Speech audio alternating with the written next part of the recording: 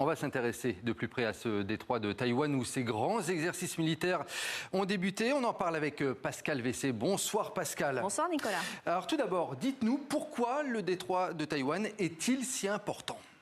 Parce qu'il joue un rôle crucial pour l'économie mondiale, long de 358 km de large, d'environ 140 km à son point le plus étroit. Il sépare, regardez, la Chine continentale de l'île de Taïwan. Plus de 20% du trafic maritime mondial y transite, soit environ 2450 milliards de dollars de marchandises chaque année. Et surtout, Taïwan est le premier fournisseur mondial de semi-conducteurs de pointe, des composants indispensables à l'intelligence artificielle, aux smartphones, à l'automobile et aux systèmes aéronautiques et militaires.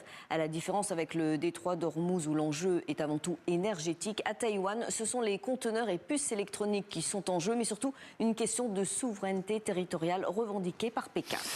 Pascal, un blocus chinois serait-il plus grave que la crise d'Ormuz ? Oui, selon plusieurs experts, la fermeture du détroit d'Ormuz prive le monde d'environ un quart de son pétrole, mais un blocage du détroit de Taïwan entraînerait des pertes bien plus lourdes, se chiffrant à plus de 2000 milliards de dollars par an, selon le cabinet américain Rhodium Group. Effet important, ce blocus pénaliserait la Chine elle-même en premier lieu, une grande partie de ses importations maritimes transitant par ce détroit. Selon un expert militaire taïwanais, un tel blocus débouchera inévitablement sur une guerre à grande échelle entre les États-Unis et la Chine, avec des conséquences bien plus violentes. Donc si l'on comprend bien, le scénario serait donc encore plus sombre en cas de conflit armé.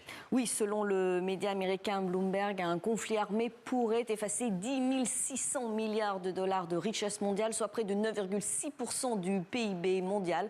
Un choc plus violent que la pandémie de Covid-19 ou la crise financière de 2007-2009. Un décryptage signé Pascal Vessé. Merci beaucoup Pascal.